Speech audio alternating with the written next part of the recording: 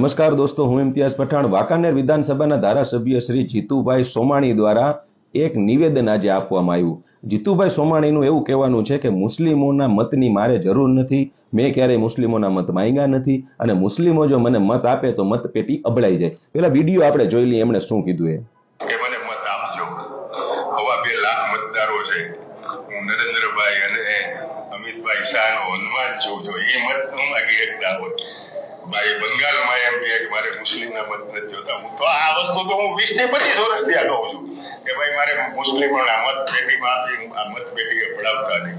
શ્રી માનનીય ધારાસભ્ય શ્રી જીતુભાઈ સોમાણી, તમારું કહેવાનું એવું છે કે મુસ્લિમોના મતથી તમારી મતપેટી અબડાઈ જતી હશે। ભાઈ, આશ્ચર્યની વાત તો એ છે કે તમે આ વિડીયોની અંદર પોતાને ભગવાન શ્રી હનુમાનજી સાથે સરખાવો છો। તમે કદાચ તમારા માનવા પ્રમાણે હનુમાન ભગવાન હોઈ શકો, પણ હનુમાન ભગવાન જેમના ભક્ત હતા એ ભગવાન રામ વિશે કદાચ તમને ખબર નથી, કે જો તમને ખબર હોત તો આ આભડછટ વાળી વાત તમે ન કરત। રહી વાત બીજી કે તમારા જેવા લોકોને શું છે, આ બગાસું ખાતા પતાસું હાથમાં આવી ગયું છે। આ હિન્દુ અને મુસ્લિમની રાજનીતિ જે ચાલી ને થોડા વર્ષો પહેલા અને જે ચાલતી આવી, લોકોને તમે મૂર્ખ બનાવ્યા ને લોકો મૂર્ખ બનતા આવ્યા।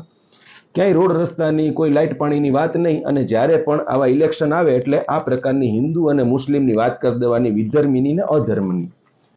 આ જે કેફ છે એ કેફના કારણે તમારા જેવા લોકોને આજે એ પદ મળી ગયું છે, પણ એ પદની ગરિમાની તમને ખબર નથી। કારણ કે જો ખબર હોય તો જે પદ ઉપર તમે છો એમાં જે તમે દર મહિને પગાર લ્યો છો, જે ગ્રાન્ટો લ્યો છો અને એ ફાળવો છો, એ બધું પ્રજાના ટેક્સના પૈસામાં છે। અને એ ટેક્સના પૈસા હિન્દુ ટેક્સ અને મુસ્લિમ ટેક્સ, શીખ ટેક્સ અને ઈસાઈ ટેક્સ એમ નથી આવતો।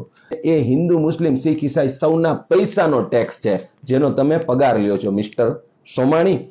રહી વાત આ મુસ્લિમોના મતથી મતપેટી અબડાઈ જવાની, તો તમારા ભારતીય જનતા પાર્ટીના જે મોભીઓ છે એમણે હમણાં સ્થાનિક સ્વરાજની જે ચૂંટણી ગઈ ને એમાં 200 જેટલા મુસ્લિમ ઉમેદવારોને ટિકિટ ફાળવી હતી, પ્રેમ ઉભરાઈ પડ્યો હતો, અને એમાંથી 122 જેટલા લોકો તો જીતીને પણ આવ્યા।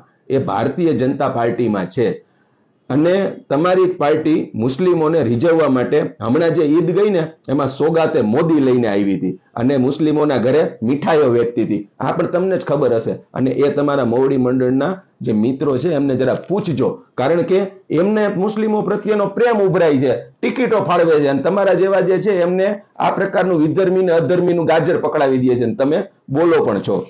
એક પ્રજાના પ્રતિનિધિ તરીકે, ચૂંટાયેલ પ્રતિનિધિ તરીકે તમારી પાસે આ અપેક્ષા ના જ હોઈ શકે। બોલતા અમને પણ ઘણું બધું આવડે છે, કાનના કીડા ખરી જાય એવું આવડે છે, પણ સંસ્કાર પણ કોઈ માયના રાખે છે, અને એ સંસ્કાર અમારી અંદર છે। એટલે વાંકાનેર વિધાન